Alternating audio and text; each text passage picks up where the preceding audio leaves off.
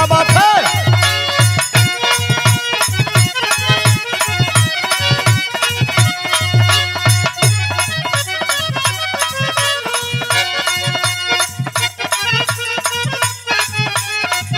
बारे मुन्ना बा बा बा बा, लूट ला लूट ला लूट ला।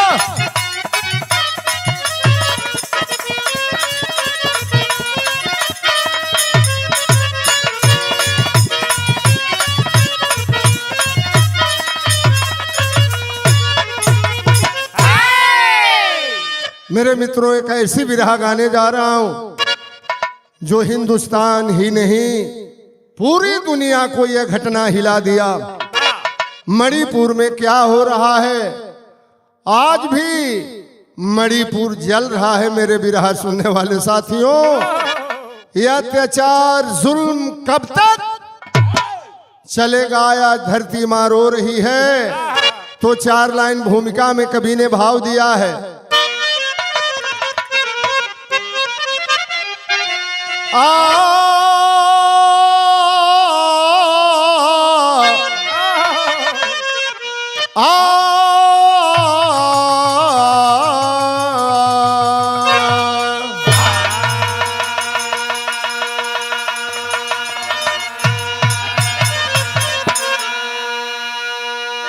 महाभारत भारत अंदर हुआ क्यों, कभी सवाल करते हैं।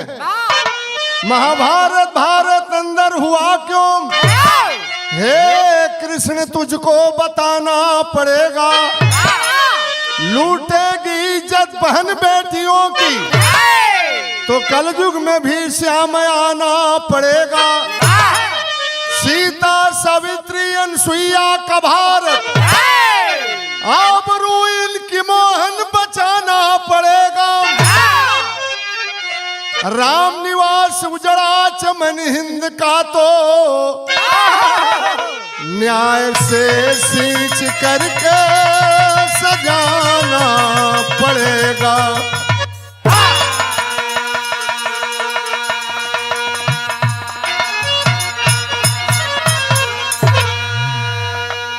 मणिपुर जल रहा है, हमारे देश के नेताओं के कान में जू तक नहीं रेंगता।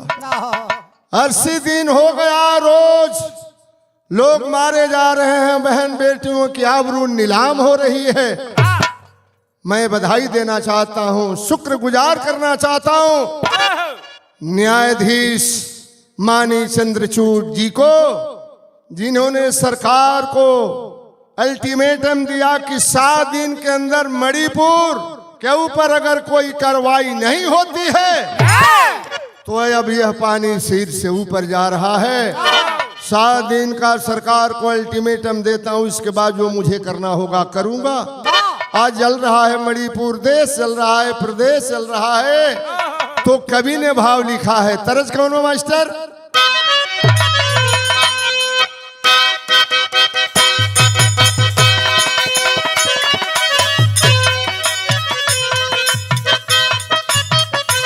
वाह वाह।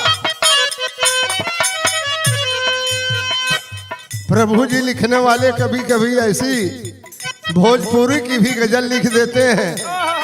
क्या लिखने वाले ने जान डाला है। काहे ये दिल के बीच में दरार हो गई,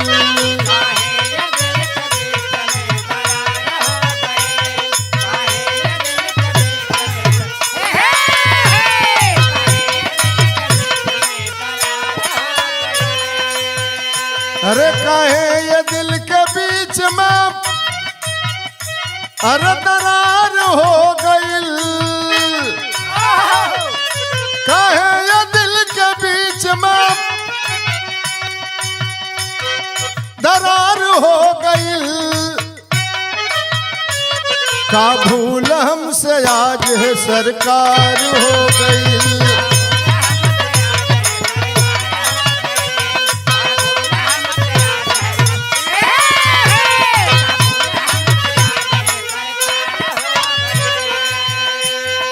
और अभी अभी हमारे स्टूडियो में बैठे हैं गुड्डू यादव जी, टेलर मालिक, मऊ के रहने वाले हैं। बिरहा सुनने के लिए हमारे स्टूडियो में बगल में बैठे हैं, 500 रुपया इन्होंने दिया है।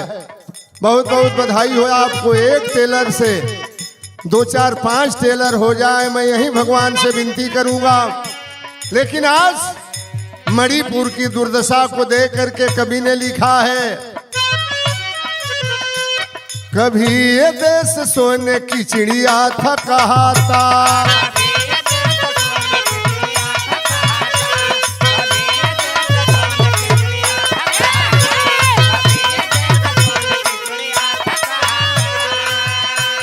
कभी ये देश सोने की चिड़िया था कहाता,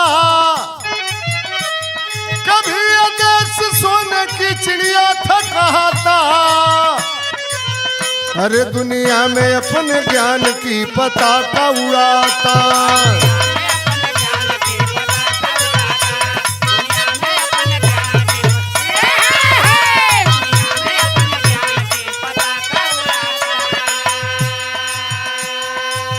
कहाँ पे चूक हुई जल रहा वतन मेरा, खाक में मिल गया हंसता हुआ चमन मेरा। मणिपुर राज में अर्जुन भी मात खाए थे, ये वही मणिपुर है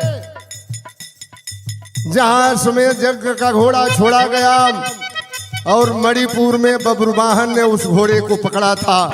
उसी मणिपुर में अर्जुन जी भी गए थे। कैसी सुहावनी वो शहर है। मणिपुर राज में अर्जुन भी मात खाए थे, बब्रुवाहन से लड़ने को यहाँ आए थे। उल्पी नाग कन्या से पुनः दीदार हुआ, जिंदगी पाए पार्थ फिर नया अवतार हुआ।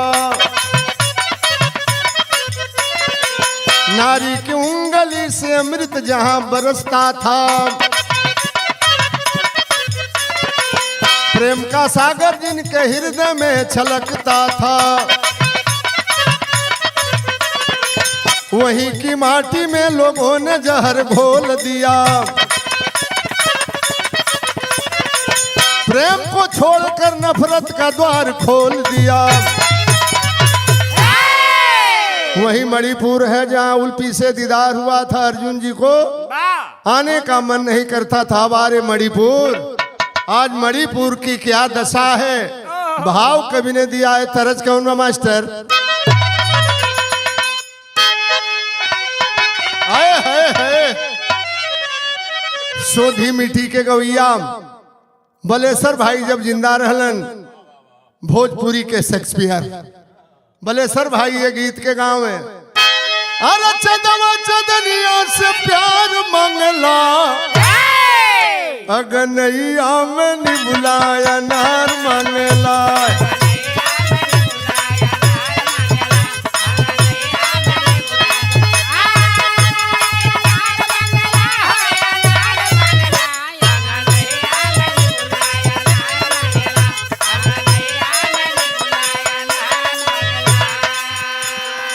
पुनः हमारे गुड्डू यादव जी टेलर मालिक आपके तरफ से ये 1000 रुपए का पुरस्कार स्टूडियो में बैठे हैं, मनोबल को बढ़ा रहे हैं।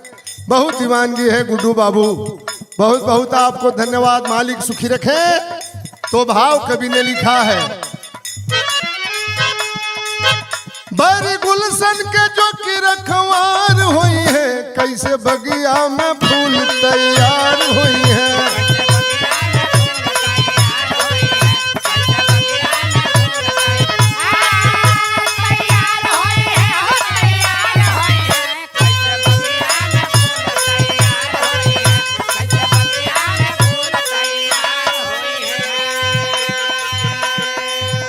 अरे आदिवासी तू की मैं तेरी जाति अंदर,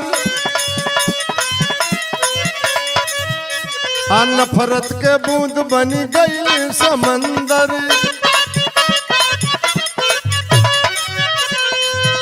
अरे अपने में ऐसा तकरार हुई है, अरे अपने में ऐसा तकरार हुई है, कैसे बगिया के फूल तैयार हुई है।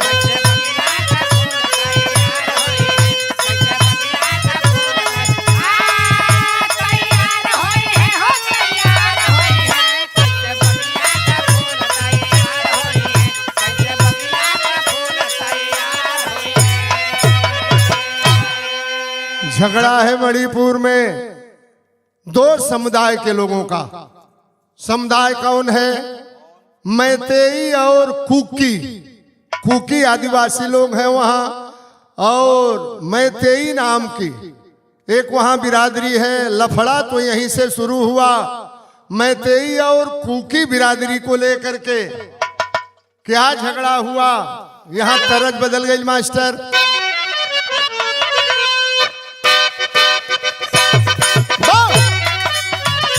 मारो मास्टर, क्या बात है?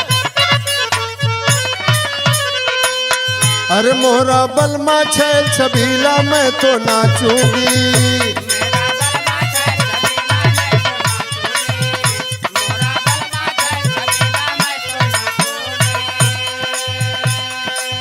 सरल बढ़िया भाव भी रहा के बा। अरे लागल नफरत वाली आग मणिपुर रोवत बा।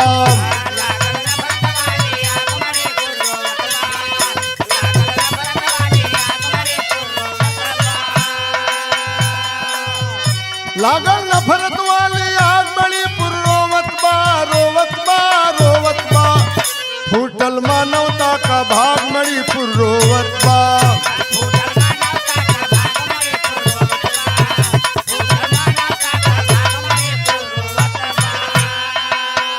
जहाँ हर धर्म के लोग, हर जात के लोग, हर समुदाय के लोग आपस में मिलजुल करके रहते थे, अपने अपने धर्म को मानते थे।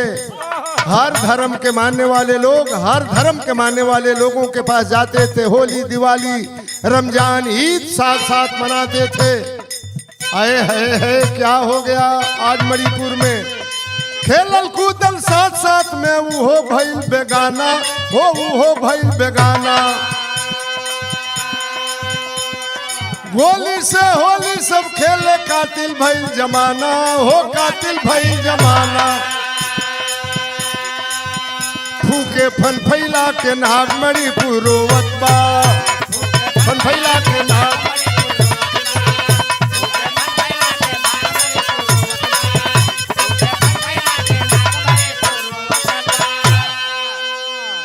आज जात समुदाय को लेकर के मणिपुर में इतनी हिंसा भड़की, 300 से ज्यादा लोग मारे गए।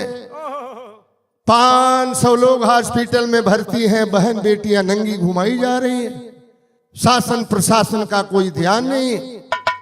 इंडिया टुडे के एंकर ने सवाल किया था वहां के सीएम से, एन बीरेन सिंह जी से। 80 दिन बीत गए, घटना पे घटना हो रही है, आपका कोई स्टेटमेंट नहीं आया। शर्मिंदगी होनी चाहिए वहां के मुख्यमंत्री को। वहां का मुख्यमंत्री कहा था कि ये कोई नई घटना नहीं है, ऐसी घटना तो हर बार इस मणिपुर में होती है। मेरे मित्रों, आज ये हिंदुस्तान रो रहा है, जनता रो रही है। जहां धर्म संप्रदाय को लेकर के आगे भड़क रही है। मेरे मित्रों, यहीं से कहानी की शुरुआत करने जा रहा हूं। बिरहा में वो गीत बा। कौन गीत बा मास्टर?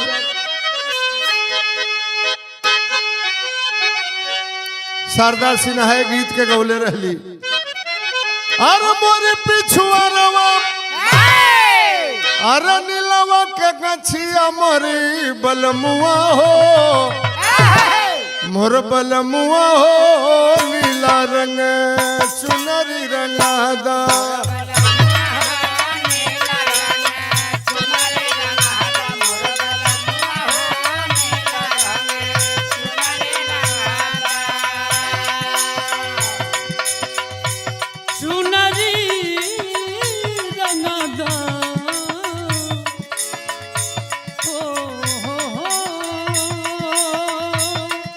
है।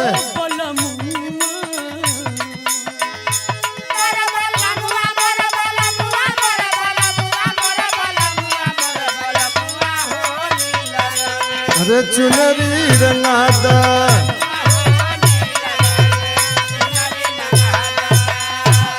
मणिपुर जल रहा था। यहीं से एक कहानी लेकर के चलते हैं, घटना लेकर के चलते हैं।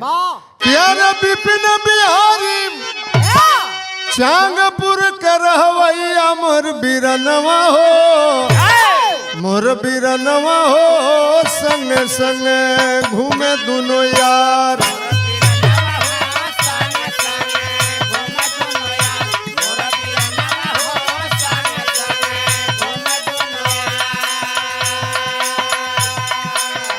चांगपुर गांव के रहने वाले विपिन और बिहारी दोनों मित्र थे, लेकिन अंतर इतना ही था कि विपिन मैतेई समुदाय से था और बिहारी कुकी आदिवासी समुदाय से था। दोनों को साथ साथ रहना, घूमना, खाना पीना, सोना, राजनीति करना, पक्की दोस्ती थी और दोस्ती में किसी जात बिरादरी का सवाल नहीं होता। एक दिन विपिन के पिताजी की तबीयत खराब हो गई, लेके जाते रहले दोनों करवावे दवाइया।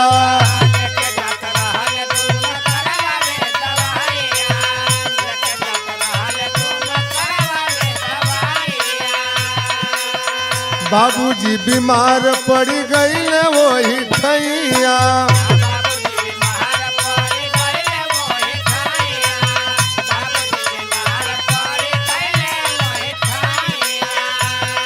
अरे विधन की हाथ बाड़ी, अरे किस्मत के नहीं मोर बिरनवा हो, मोर बिरनवा हो, करी है उपैया करता।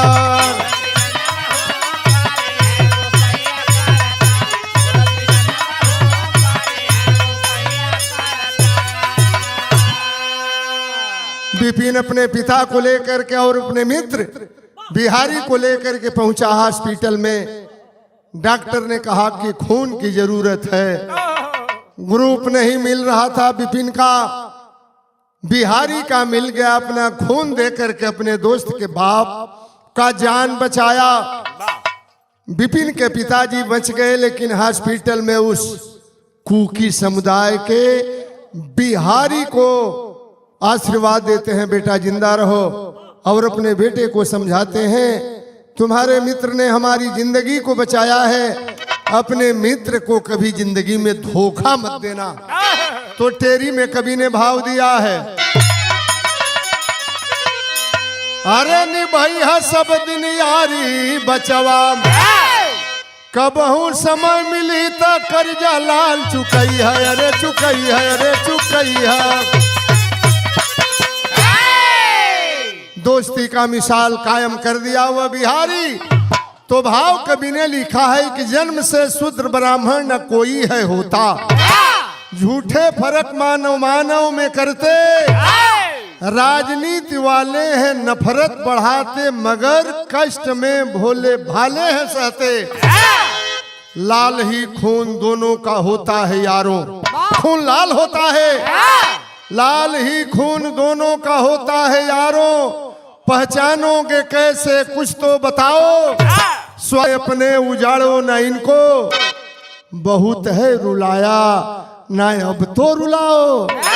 4 मई सन 23 की बेला, घर पे बिहारी था बैठा अकेला, हुआ ब्रेन हेमरेज गिरी झट से माता, रोता बिहारी क्या लिखे विधाता। अपने मित्र के बाप के जान को बचा लिया। विपिन चला गया अपने घर पे, बिहारी चला गया अपने घर पे, लेकिन विधि के विधान को कोई टाल नहीं सकता। 4 मई को बिहारी के माताजी का हार्ट अटैक कर गया, सांस चल रही थी। अपने बहन को लेकर के रोते हुए गाड़ी में बैठा करके ले जाता है हॉस्पिटल में दवा कराने के लिए। जब जाता है तो उस समय का भाव कवि ने लिखा है, चला है दवा को मंगा करके गाड़ी, संग में विपिन भी बढ़ा है गाड़ी। मित्र मैं अपने माता को लेकर के जा रहा हूँ, सुना है वह विपिन जिसके बाप के लिए अपना खून दे करके मेरे बाप को बचाया था। कहा चलो मित्र मैं भी आ रहा हूँ। दंगा फैला था मणिपुर में, सड़क पर लोग मारे जा रहे थे, बहन बेटू की आबरू नीलाम होती जा रही थी। उसी भीड़ में जब अपने माँ और बहन को लेकर के बिहारी पहुंचा है, विदेशिया में कवि जी भाव लिखलन।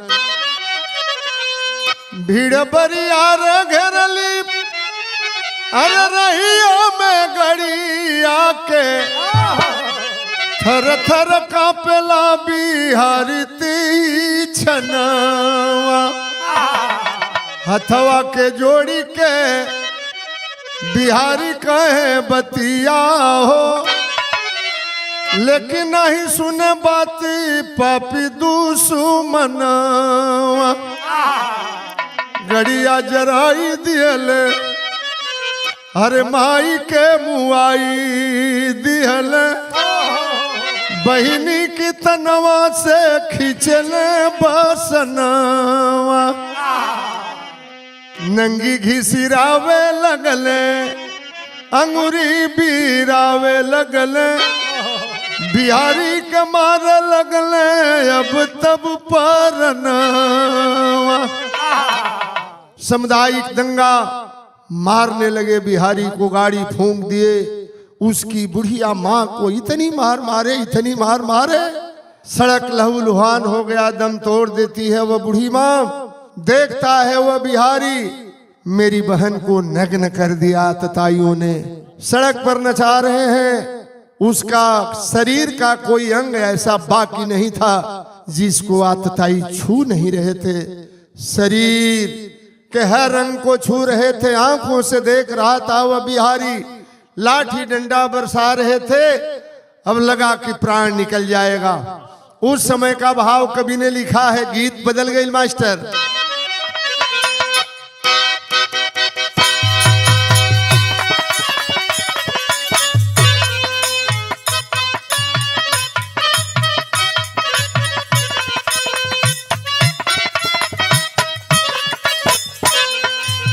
बहन नंगी हो रही है, नचा रहे हैं।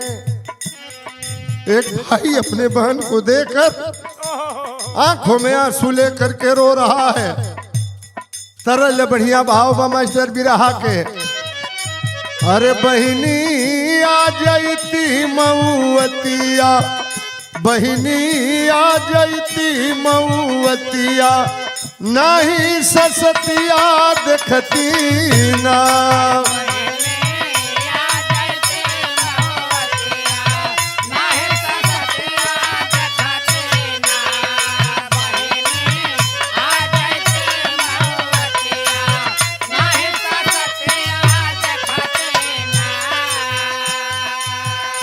बहन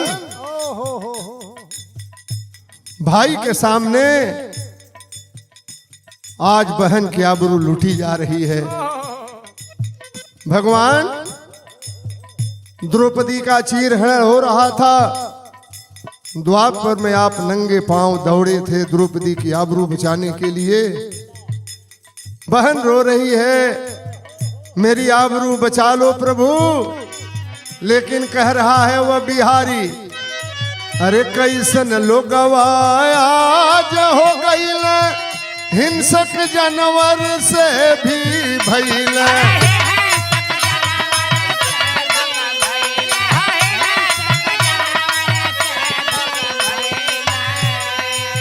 कैसे कहीं आज विपत्तिया, अरे कैसे कहीं आज विपत्तिया, नहीं ससतिया देख के ना, नहीं ससतिया देखती ना।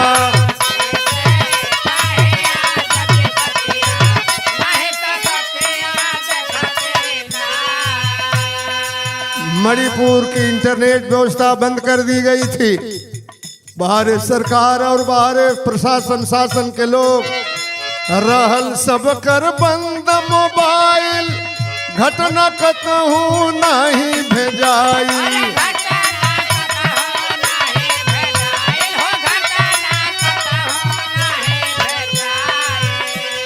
अरे जुल्मी जुल्म करे दिन रतिया, जुल्मी जुल्म करे दिन रतिया, नहीं ससतिया देखती ना।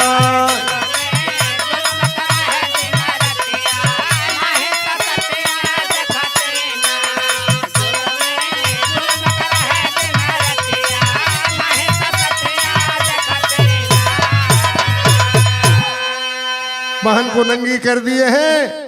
भाई रो रहा है, तब तक पीछे से विपिन पहुंच जाता है। बिरहा में तरज बदल गई मास्टर। आए है बारे अमरनाथ, तरज ते घरी बहुत गवाता। छोड़ा ऊपर हम टीका टिप्पणी ना करब, लेकिन पहले के हमनी के बिरहा में गाई जा। पातर राम जी के छोड़ा ऐसे बढ़िया बिरहा के भाव बा कि रोवेला विपिन नहीं, अरे आवेला चयन रामा।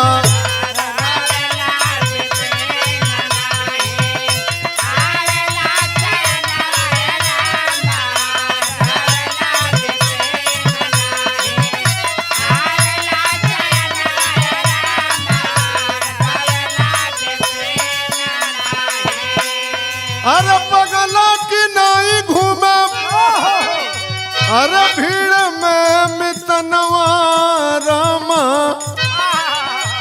घूम रहा है मेरा मित्र कहाँ है? अरे तबले बिहारी मित्र लौकेला समनवा।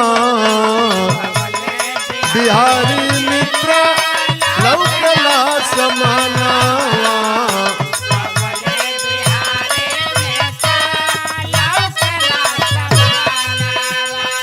अरे बताब भइल रहे उनकर परनावा।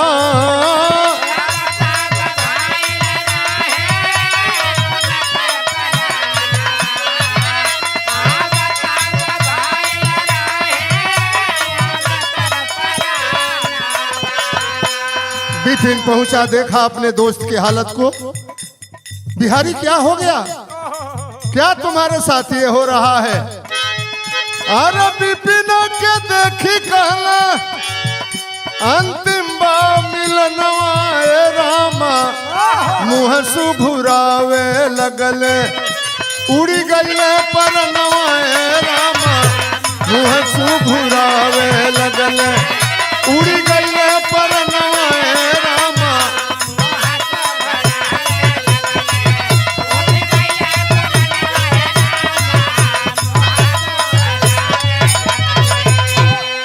कहा बिहारी मित्र, तुम्हारे बाप के लिए मैंने अपना खून दे करके जान बचाया। अब तो मैं इस दुनिया से जा रहा हूं। मां मर गई और आतताई मेरे बहन को नंगी करके उसकी आबरू लूट रहे हैं। शासन प्रशासन मौन है। देखा है जब इस हालात को विपिन लाठी लेकर के कूद पड़ा आतताइयों के ऊपर। तभी रहा में वो तरज बदल गई मास्टर। अरे गजब भर के गुजारिया गजब कर हो।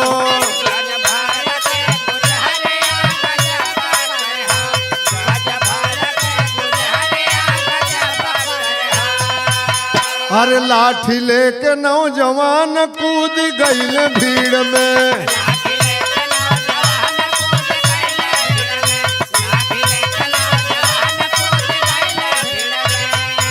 अपने दोस्त के करन वहाँ जूझल भीड़ में। लाठी लेके नौजवान वहाँ कूदल भीड़ में।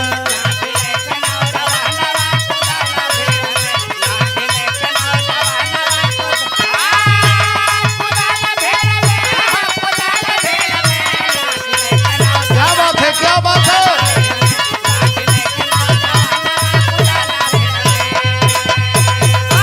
अपने दोस्त के लिए वह विपिन लाठी लेकर के कूद पड़ा आतताइयों के सामने।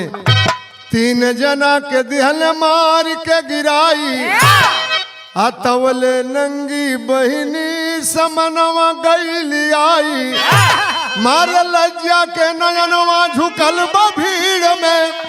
अपनी दोस्त के करानवा झुकल बा भीड़ में।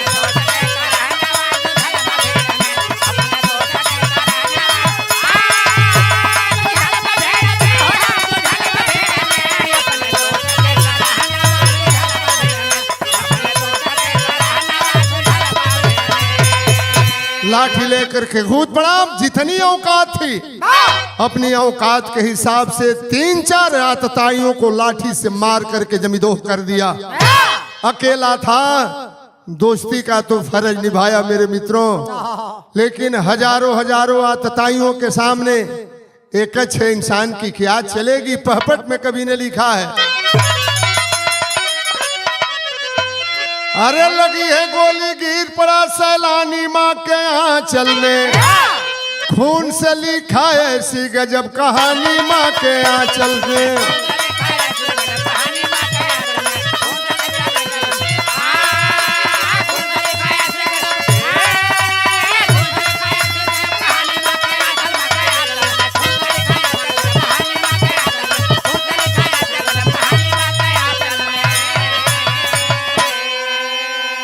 गुड्डू यादव टेलर मालिक, आपने तो आज स्टूडियो में कमाल कर दिया।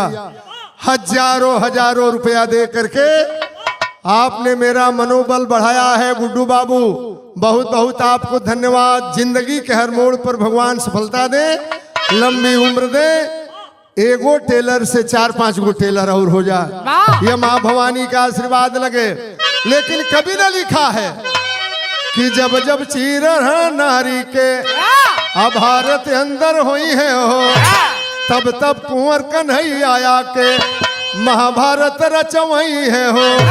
अरे बचे न पई है कई के दुष्ट शैतानी माँ के आंचल में, अरे जगह भवानी हिंगलाज महारानी माँ के आंचल में,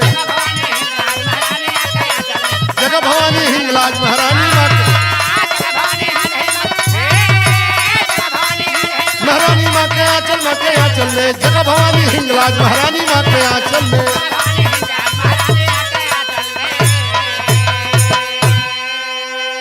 ऐसी नंगी नाच आज भी मणिपुर में हो रही है। शासन प्रशासन के लोग मौन हैं।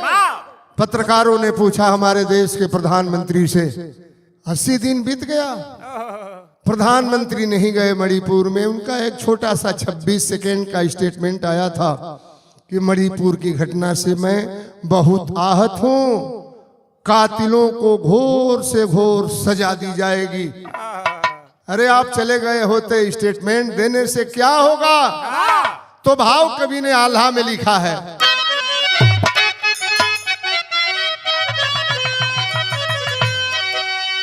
अरे चिड़िया खिंचाइल सभा बीच द्रौपदी के, कौरव पांडव बीचे भइल जंग बरिया। अरे नंगा कैल गई फूलन देवी गौआ में, अरे बेहमई में मचल तहिया गोली धुआंधार। अरे मणिपुर में अबला घुमावल जाली नंगी, अरे पूरे देशवा में मचल बाटे हाहाकार। अरे कहाँ सुती गईला है कुंवर कन्हैया, अरे सोने के चिड़ैया आज रोवे लाचार। अरे मौन हो गईले काहे शासन प्रशासनी,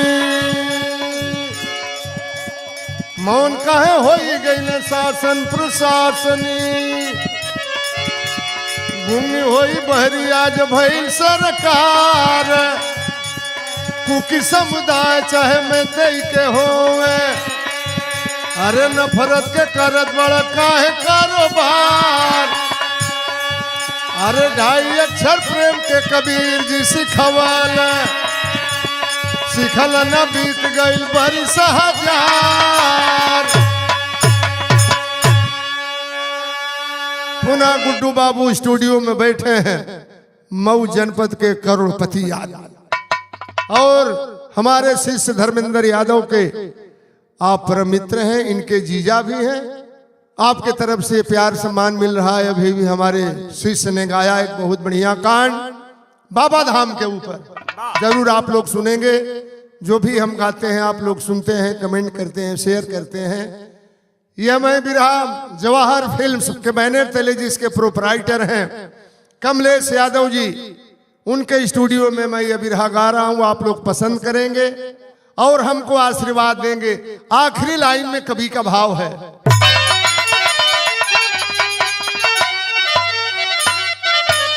अरे जो की जइब भैया सूती, किस्मत तोहरो एक दिन फूटी। लूटी ली है सब लुटरवा बजा के बजना, लूटी ली है सब लुटरवा।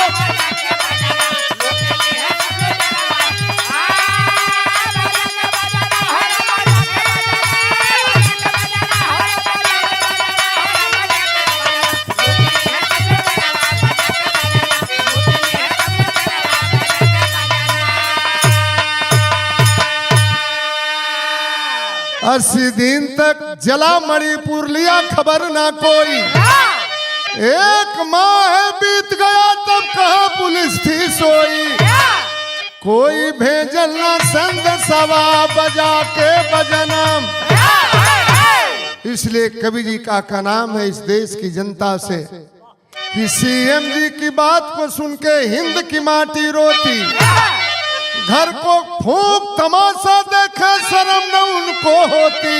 अरे गोटी बैठा में तवा बजा के बजना।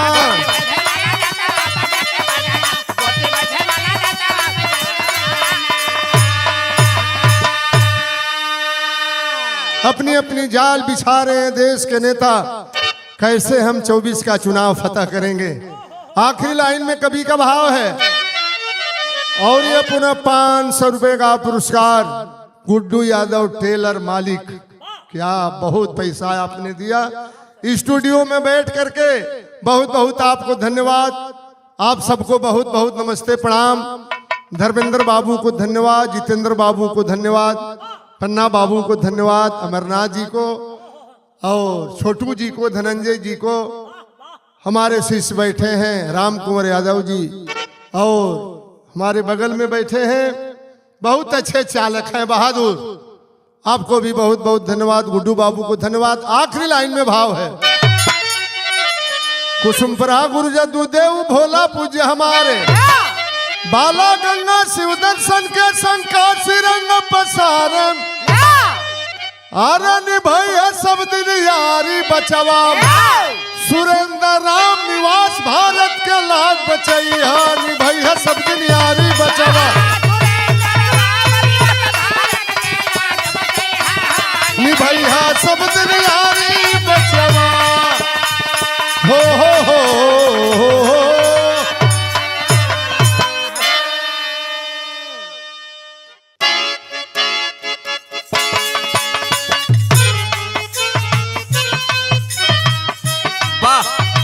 बारे अमर भैया।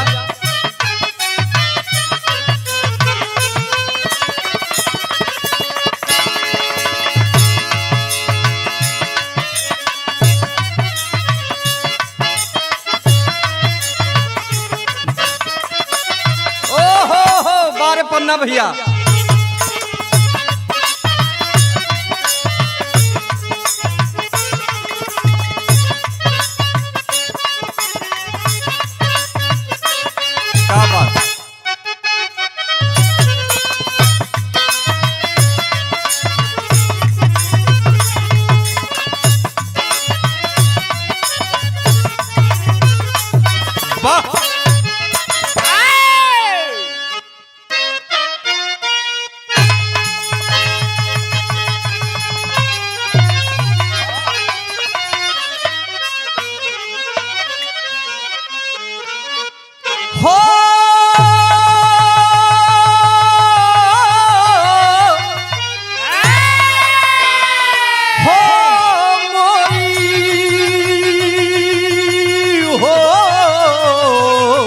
अरे मोरे रामा हो राम।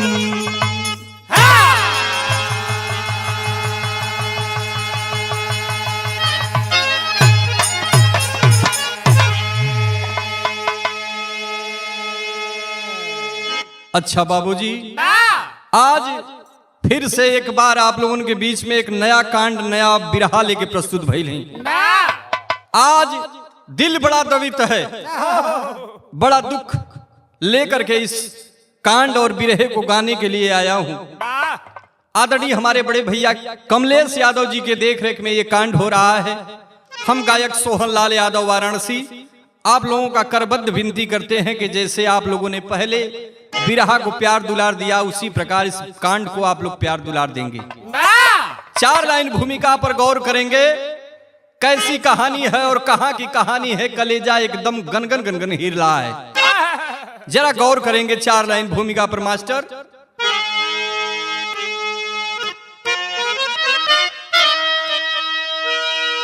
रो रही है धरा, रो रहा ये गगन, आज हैवानियत हद से ज्यादा गुजरने लगी। मान सम्मान सबका हुआ है हनन, लोहिया गांधी की गरिमा तरसने लगी।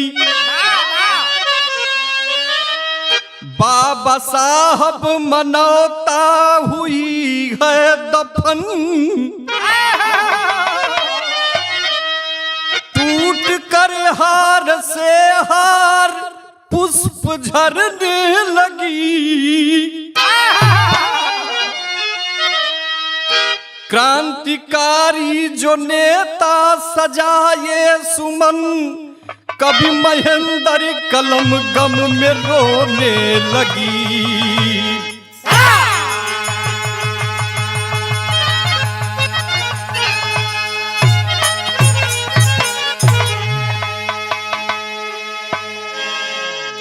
टूट कर हार से हार कर पुष्प गिरने लगी। क्रांतिकारी जो नेता सजाए चमन, कभी महेंद्र कलम गम से रोने लगी।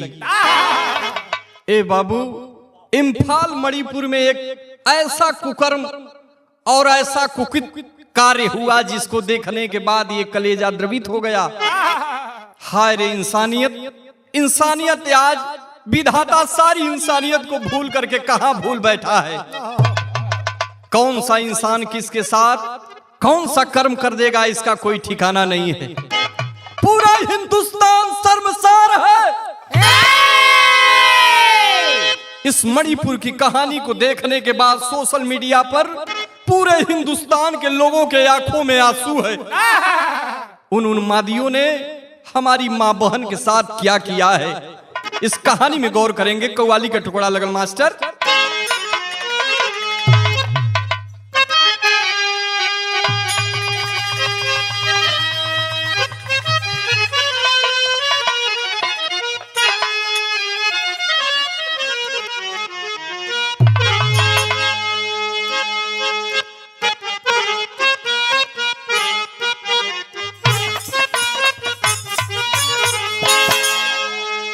कोई आशिक कोई मासूका से कहता है कि हमारे जिंदगी में तो एक जीवन की कोहनूर बन के आई हो।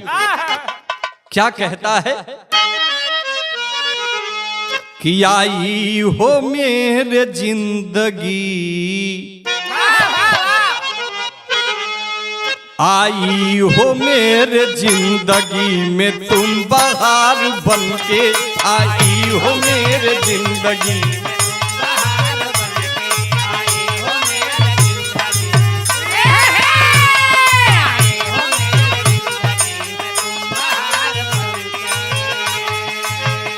मेरे दिल में यूं ही रहना है, मेरे दिल में यूं ही रहना, तुम प्यार प्यार बन के आए हो मेरे जिंदगी में तुम बहार।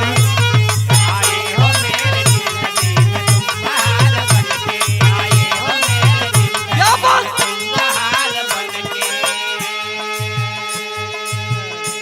लेकिन ऐ विधाता, ये कुकृत्य देख करके लोगों का कलेजा द्रवित है। विधाता, आज लोगों की मानसिकता में कैसा जहर घुल गया है। कवि की कलम लिख रही है। क्या लिख रही है मास्टर?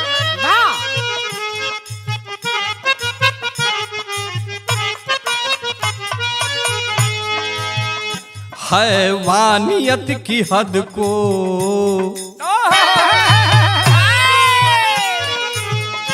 हैवानियत के हद के तुम पार कर गए हो, हैवानियत के हद को तुम पार कर गए हो।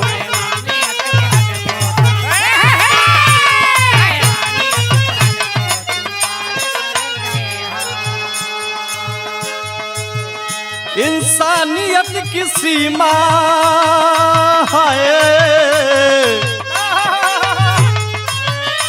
इंसानियत की सीमा तुम पार कर गए हो, हैवानियत की सीमा तुम पार कर गए हो।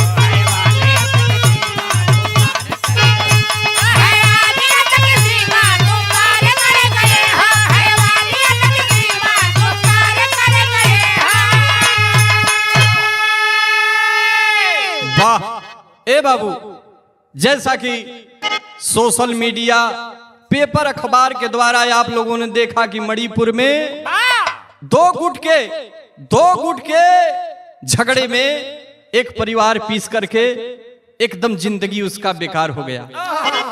ए बाबू, आरक्षण को लेकर के लोगों ने जुलूस निकाला, एक समुदाय जुलूस निकाला उस मणिपुर की धरती पर।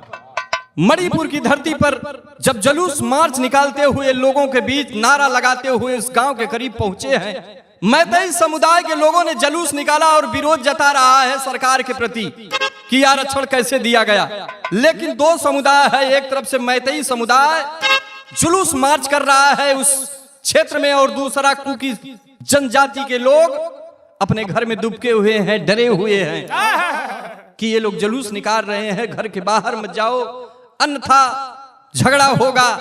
हाथ में लोग AK-47 लेकर के तमंचे के साथ लैस हैं, लोगों के साथ नारा लगा रहे हैं और कुकी समुदाय के लोग घर में दुबक करके छुपे हुए हैं कि अगर विरोध किया जाएगा तो झगड़ा हो जाएगा।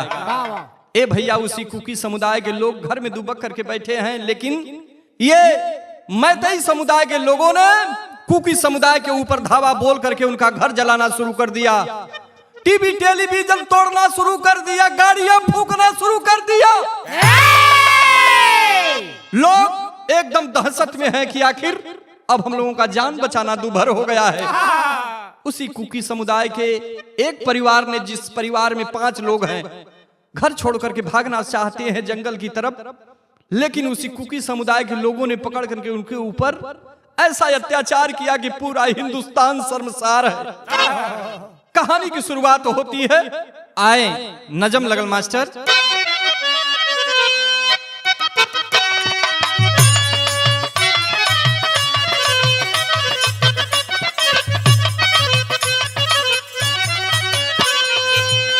राणा प्रताप नेता सुभाष की ये धरती,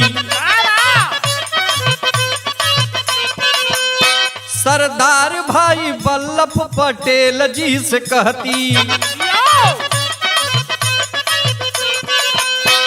इसी वतन के कारण इस्लामी ना कबूले, फतेह सिंह जोरावर की याद कैसे भूले, इसी वतन में ऐसा कुकृत्य हो रहा है, ये विश्व करता निंदा प्रकृति भी रो रहा है, इम्फाल मणिपुर के वीरेन मुख्यमंत्री, आगी में जलती जनता सोते है सुख में संतरी।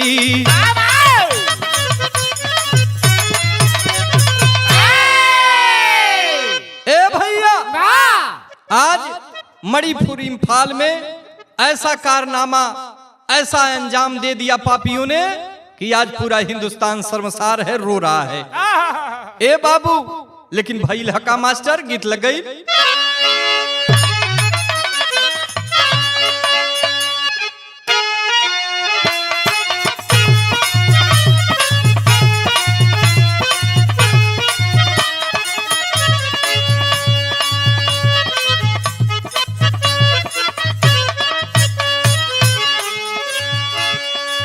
कोनो आशिक अपना मासुका के देख के कहलस कि चेहरा का उदासी तोहरे का कहत बा, काहे तोहर चेहरा उतरल बा। आशिक कहले बा का, अरे बाटे ये जान तोहर चेहरा उतर,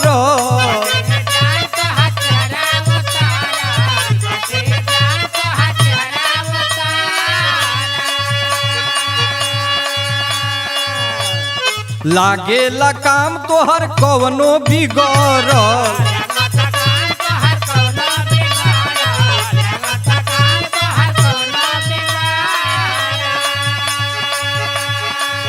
मुंह खोला न बताव परेशानिया,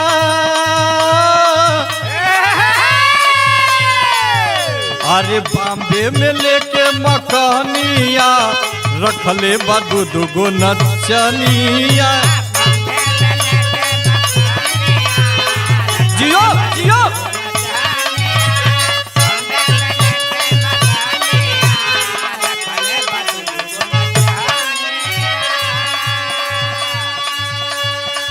ई तो गीत बा, लेकिन पूरे थौबल जिला में एक दहशत का भाव बा।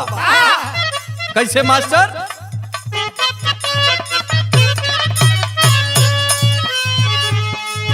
यही दहशत में लोग राजनीति का भी रोटी सेकत बा। कैसे सेकता? अरे कुर्सी के लोग सुना झगड़ा बढ़वलो,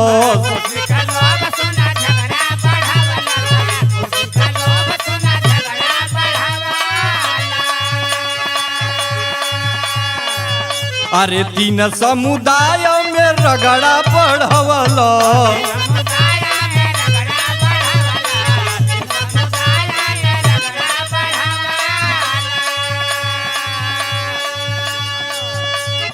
ये देखें इनाम मिला है आदरणीय हमारे बड़े भैया धर्मेंद्र यादव जी, बिरहा के बड़े ही सुंदर कलाकार जिनका चर्चा पूरे बिरहा जगत में है।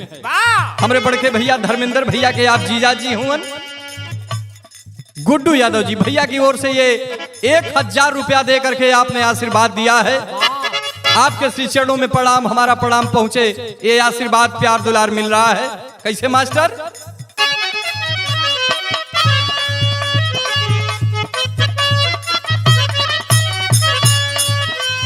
अरे कुर्सी के लोभ सुना झगड़ा बढ़वलो,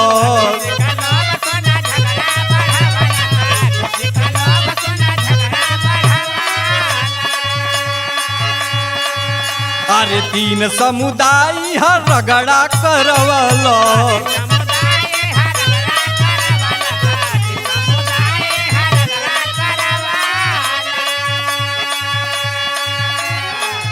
अरे सत्ता के लोभी तब जहरावा,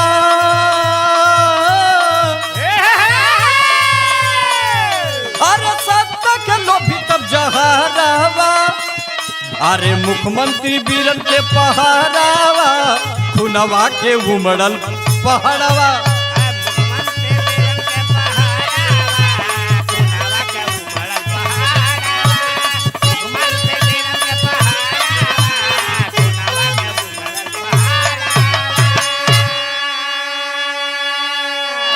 इतनी निंदनीय घटना मुख्यमंत्री वहां के एन बीरेन जी, जो यहाँ के वर्तमान मुख्यमंत्री हैं, ये घटना 3 मई से चालू हुई। 4 मई को ये नरसंहार का घटना वहां पर हुआ है।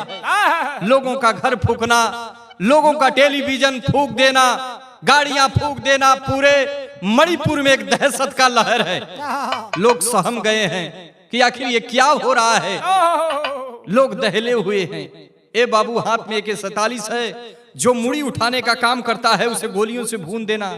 वाह, क्या मानवता है। यह हिंदुस्तान रो रहा है कि आखिर इस हिंदुस्तान में जहां लोग सोने की चिड़िया कहते हैं, विश्व गुरु का उपाधि देते हैं इस हिंदुस्तान को, उसी हिंदुस्तान में माँ बेटियां सुरक्षित नहीं है। सरेआम नंगे घुमाना, सरेआम सामूहिक बलात्कार करना देश के राजनेताओं के आंख में क्या चला गया है, ये देखना नहीं चाहते या देख नहीं पा रहे हैं। देश के राजनेताओं से हमारा सवाल है कि अपनी आंखें खोल करके देखो, हिंदुस्तान की जनता जिस दिन जाग जाएगी तुम्हारी गद्दी हिल जाएगी। ए बाबू, लोग दहशत में हाथ में AK-47 लेकर के मैती के समुदाय के लोगों ने कुकी समुदाय के ऊपर कहर ढा रहे हैं। कैसे ढावत हों, गीत लगे मास्टर।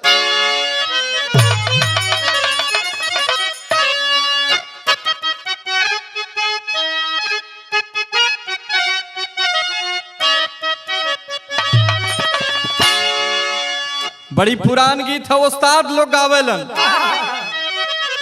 कैसे गौलन भैया कि माटी खाने गईली, अरे वही रे माटी खाना लरतयावे, लारे जो बनावा लरतयावे, लारे जो बनावा।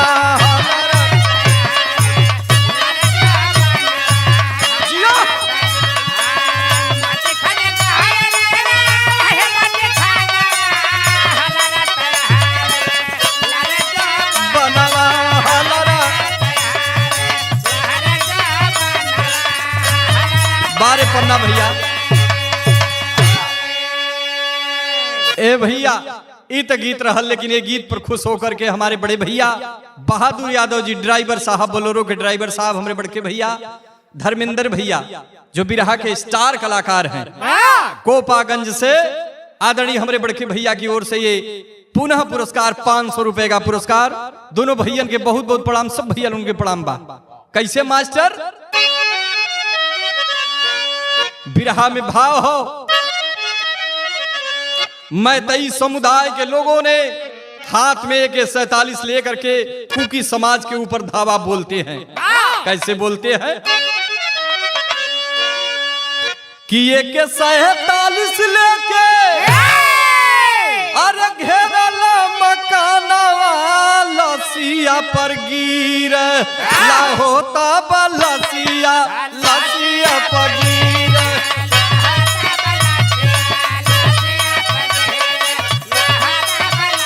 जियो जियो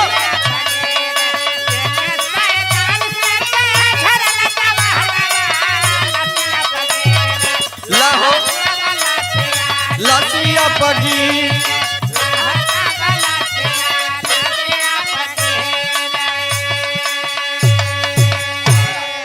ए भैया, मैतई समुदाय के लोगों ने कुकी समुदाय के लोगों के ऊपर कहर ढाना शुरू कर दिया। हाथ में AK-47 लेकर के जो विदेशी हथियार है, अपने ही भाई के ऊपर एक भाई गोली चला रहा है, गोली चल रही है, तड़ तड़ तड़ तड़ गोलियां चल रही हैं और कुकी समाज के लोग गिर रहे हैं। ये हालात देकर के पूरा हिंदुस्तान रो रहा है कि एक भाई के ऊपर गोली चला रहा है, ये हमारा हिंदुस्तान कहां जाएगा। लेकिन अंतरा का भाव हो,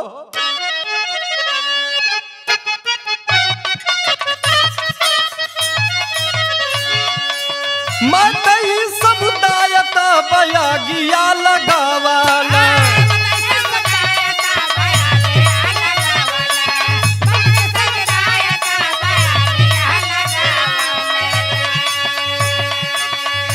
अरे घरवा के छोड़ कुकी बनवा में गई।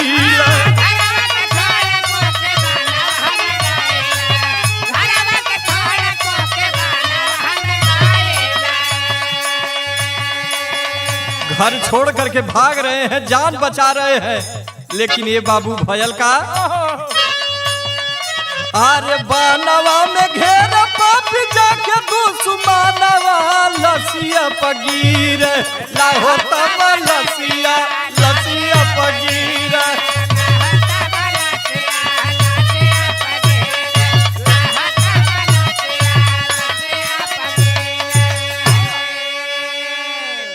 जैसा कि एक परिवार के 5 सदस्य हैं, 2 आदमी हैं, 3 औरतें हैं, जिसमें पिता 60 वर्ष के हैं और एक महिला है जो 29 साल की है।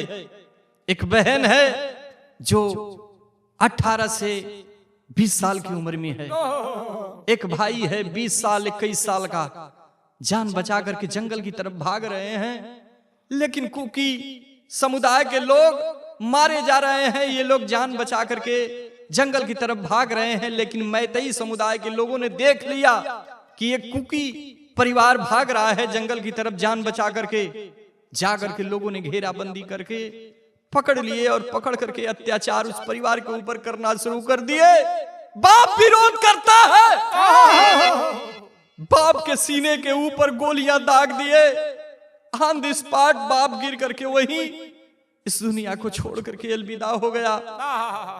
उन उन्मादियों ने उस बहन के ऊपर इशारा करते हैं कि अरे ये तो बहुत सुंदर है, जा करके कपड़ा फाड़ना शुरू कर दिए और उस बहन के साथ सामूहिक दुष्कर्म करने की प्रयास कर रहे हैं, करना चाहते हैं। तब तक वो भाई नौजवान है, बोल पड़ा कि अरे रुक जाओ, रुक जाओ, मुझे गोली मार दो लेकिन मेरी बहन को छोड़ दो। लेकिन वो पापी नीच गद्दार नहीं माने, उस बहन के इज्जत के साथ खिलवाड़ करना शुरू कर दिए। उसके कपड़े को तर बितर करके एक बगल में ला करके खेत में सामूहिक बलात्कार करते हैं। अगर भाई विरोध करता है, भाई विरोध करना चाहता है तो उसे गोलियां दागते हैं। ए भैया, उन्मादियों ने अपना दरिंदगी कर ही दिया, उस बहन के साथ सामूहिक बलात्कार करते हैं और 3 महिलाएं हैं, तीनों के तन से कपड़े को उतरवा देते हैं। भाई को विरोध करने पर गोली मार देते हैं। 3 महिलाएं हैं और रोड पर लेकर के नंगी बदन, वाह वाह रे हिंदुस्तान, यही हमारा हिंदुस्तान है जिसे विश्व गुरु की उपाधि मिलती है, जहां नारी को लक्ष्मी का दर्जा दिया जाता है। यही हिंदुस्तान है जहां पर आज 3 नारियां रोड पर सरेआम, हजारों की भीड़ है, तन पर एक भी वस्त्र नहीं है, घुमाया जा रहा है। भगवान भी देख करके आज शर्मसार है। कैसे मास्टर?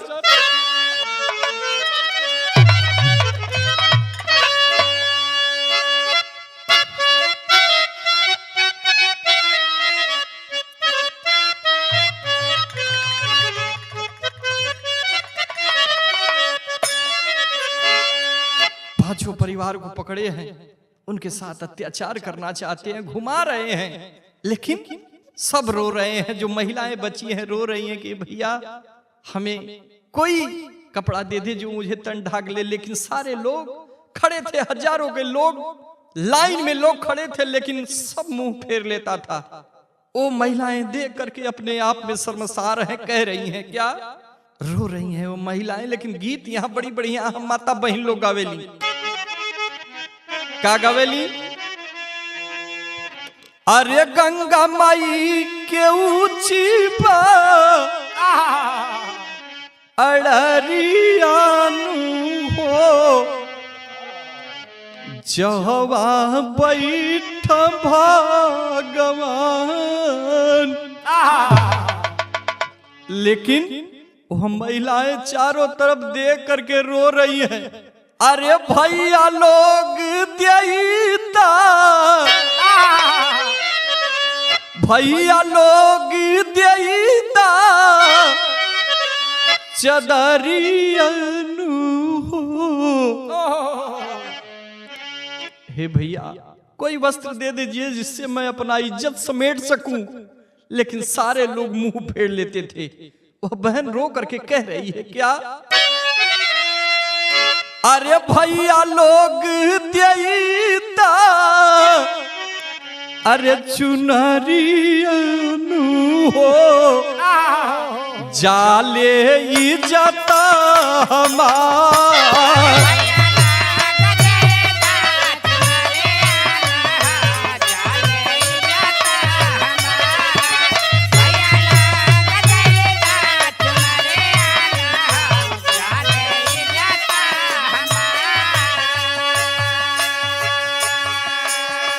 लेकिन कोई उस बहन को सहारा देने के लिए तैयार नहीं है। आज वो बहन चारों तरफ अपनी नजर घुमा रही है, लेकिन अपने ही इज्जत से वह लाचार है, उसकी नजर झुकी हुई है। लेकिन भयल का उम्र कितना वो बहनिया कह, जरा गौर करो।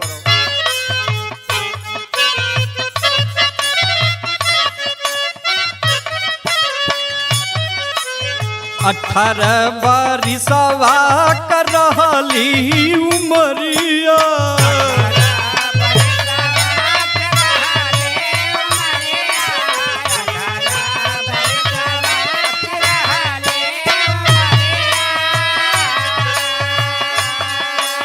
कपड़ा उतर नंगा कैलून मदिया,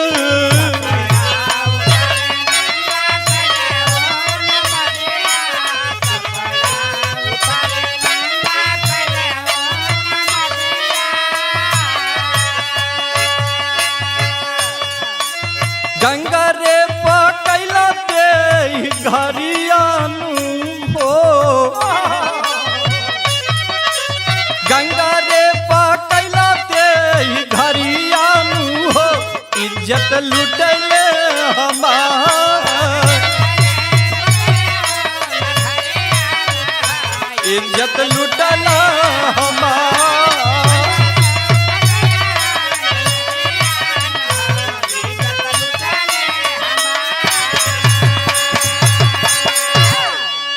लेकिन कोई नजर नहीं उठा रहा है। उन उन्मादियों के सामने कोई एक वस्त्र नहीं उठा करके उन बहनों को दे रहा है कि अपना तन ढाक सके।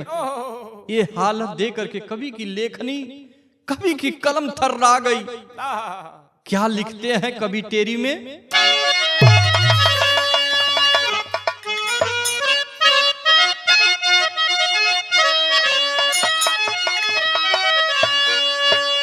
अरे मोरे राम की आजादी होया आजादी, आज आगी में जर रही, व्यवस्था बिलख रही, सभ्य से है मनुवादी। अरे मनुवादी, अरे मनुवादी, व्यवस्था बिलख रही, सभ्य से है मनुवादी, आजादी आज आगी में जल रही। ये हिंदुस्तान का संविधान और हिंदुस्तान के लोगों का विचार क्या है, आज ये हिंदुस्तान देख करके जल रहा है। ए भैया, लेकिन वो बहनिया आज लाचार बा, इज्जत लुटिए गई। लेकिन आज लाचार बा वो भैयन से एक बात और कहलस। का कहलस? हाथ जोड़त बा, रोवत बा, कहत बा,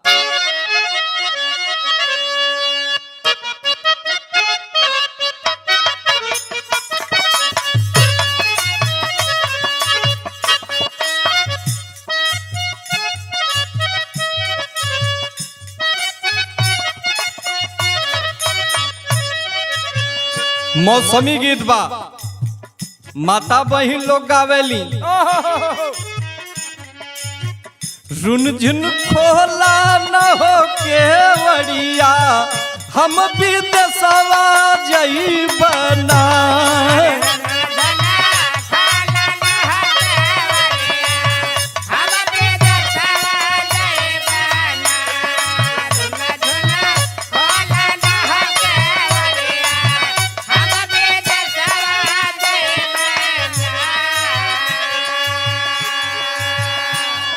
मेहरारू कहत बा कि तू विदेश जइबा, तो एक ठे हमार बात सुन ला। जो तो हूँ राजा जी विदेशवा जइबा ना,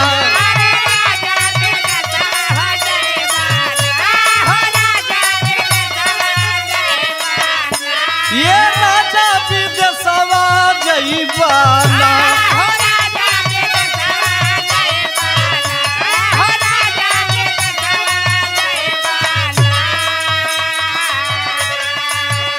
कि हमारे बाबा के बोलावाईदा, हमारे बाबा के बोलावाईदा, हम नहीं हरवा जइबाना,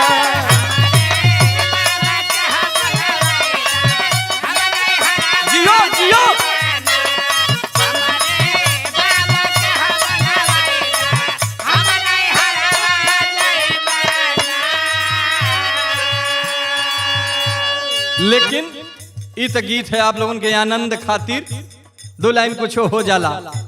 लेकिन वह बहन जो आज अपने इज्जत को लेकर के मजबूर है, पूरे उस जिला के लोगों की तरफ इशारा करके कह रही है, क्या कह रही है? थौबल के भैया मोर पुकरिया सुनबाना,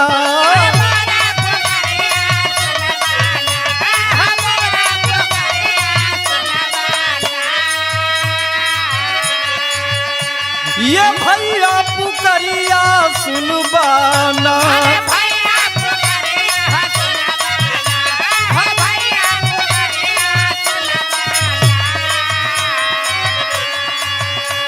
कि हमारी लूटल होई जतिया, कि हमारी लूटल होई जतिया, कोई गोहरिया सुनिलाना।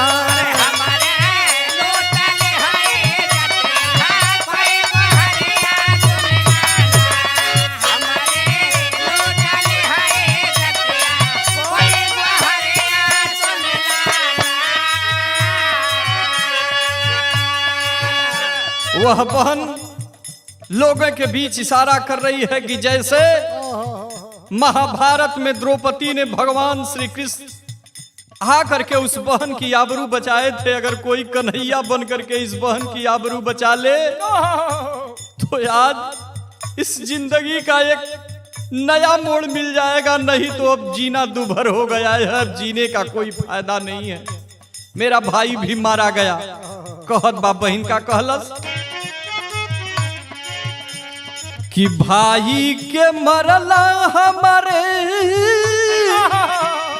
कटल महुरिया फेंकलना, ये भैया महुरिया फेंकलना, कि हमारी नंगी बासारिया, हमारी नंगी बासारिया, कोई चदरिया दे दाना। वाह वाह,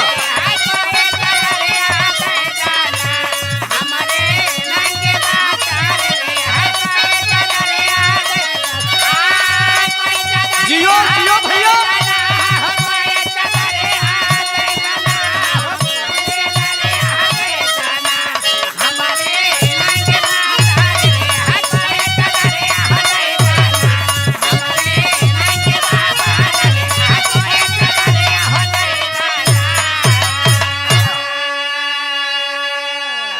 बहन रो करके सबके सामने इशारा कर रही है, लेकिन कोई उस बहन का मदद करने के लिए सामने नहीं आ रहा है।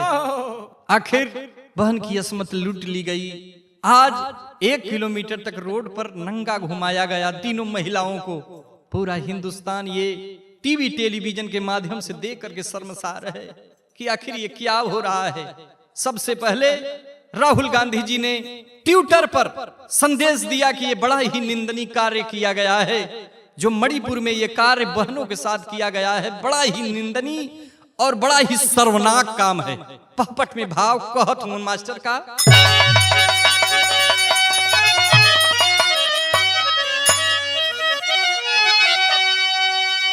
सबसे पहले राहुल की जिक्रिया सुन लाए बाबू, अरे सबसे पहले राहुल की जिक्रिया सुन लाए बाबू, अरे गृह मंत्री के आवे नहीं लजिया सुन लाए बाबू।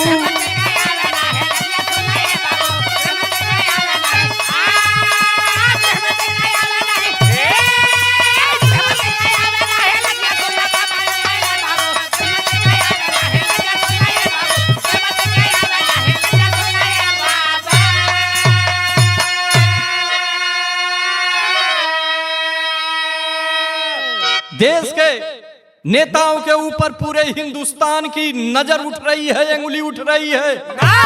चाहे देश का गृह मंत्री हो या देश का प्रधानमंत्री हो, देश के लोगों ने कह दिया कि अगर देश नहीं संभलता है तो इस्तीफा दे दो। लेकिन उन राजनेताओं के कान में जू नहीं रेंग रहा है।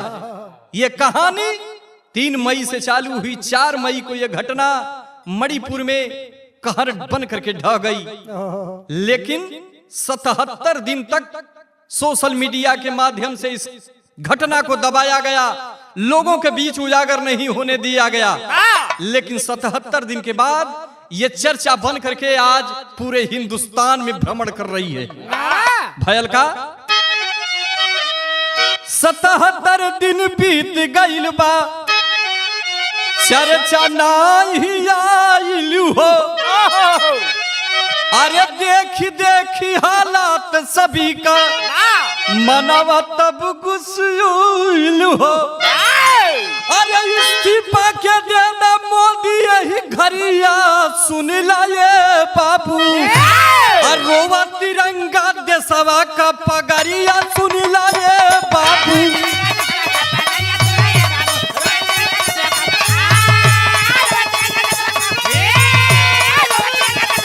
जियो जियो जियो।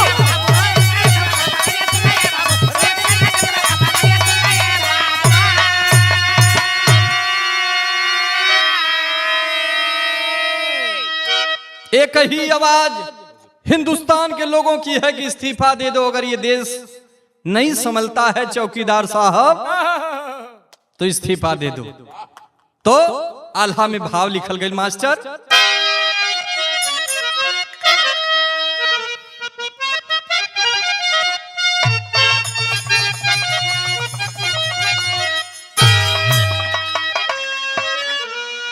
कि खुनवा से सींच के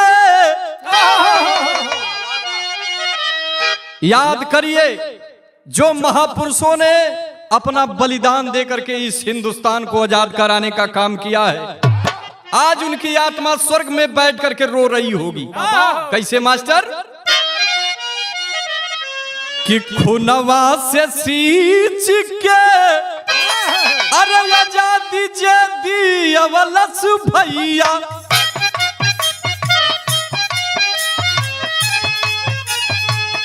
अंग्रेजन से लड़के मरला जंगे मैदान।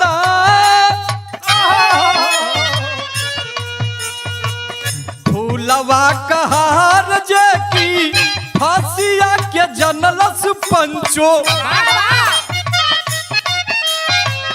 धन्य बाबा साहब लिखी देहला संविधान। जनता के मोदी से तब मोदी नहीं जीतल बाबू। ईवीएम मशीनिया मोदी का भगवान। बाझवा न जाने कबो प्रसवाला पीरवा भैया। सत्ता के मोह में तू गैला पगला।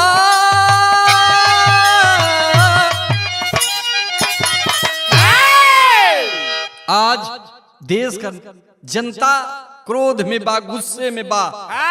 जवन आवत बा तवन कहत बा। लोग इतना सर्वनाक और निंदनीय कार्य को देखने के बाद ये देश की जनता देश के राजनेताओं के ऊपर उंगली उठाती है कि का कैला, चौकीदार हूं चौकीदार हूं चौकीदार हूं। अपने ही लोग आकर के चोरी करके चले जाते हैं। कौन सा चौकीदार कहां सोया है? गौर करिएगा। खड़ी का भाव हो मास्टर।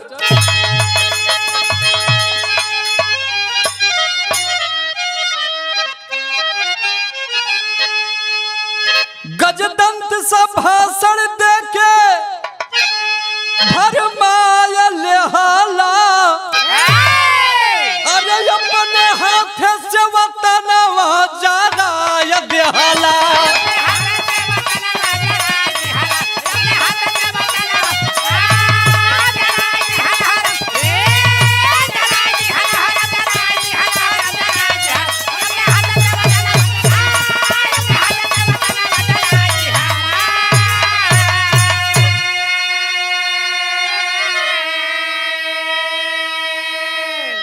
गज दंत सा भाषण दे के भरमाए लेहला। हाथी का दांत जेके कहल जा। गजदंत सा भाषण दे भरमाए लेहला, अपने हाथे से वतनवा जराय दिहला। वाह। लेकिन उन दोषियों के ऊपर कवि की लेखनी लिख रही है क्या मास्टर? मणिपुर के दोषी के फांसी नहीं चाहिए, अरे हाथ पैर काट उनका कैदा तबाही।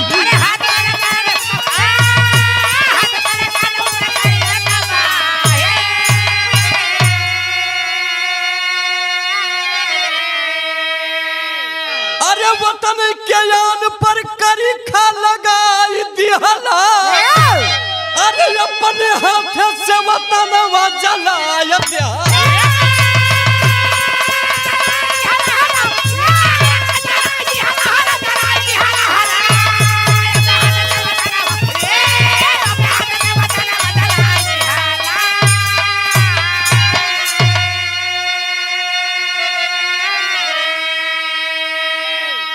जो मुख्य आरोपी है उसे 20 चौराहे पर या तो फांसी झुला दीजिए या तो उसका हाथ पैर काट करके उसका विध्वंस कर दीजिए। ए भैया, मुख्य आरोपी के रूप में आज कौन सा शख्स है उसका नाम जरा गौर करेंगे आप लोग। मुख्य आरोपी के रूप में खुर्रम हीरोदास, जो इस आरोप में संलिग्न है, जो मेन हाथ में AK-47 लेकर के लोगों का खून कर रहा है, वो खुर्रम हीरोदास को आप फांसी पर सरेआम चौराहे पर झुला दीजिए, तब इस हिंदुस्तान के मन में शांति आएगी। आखिरी भाव है, जय जखाड़ गुरु जद्दू पर सिद्धन स्वर्ग के बासी,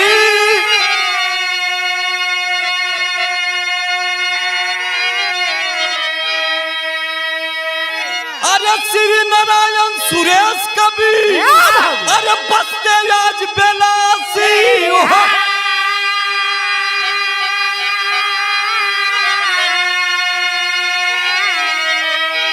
आजादी आज आगी में जल रही, सोहन महेंद्र पाल न सही है बर्बादी। आजादी आजादी में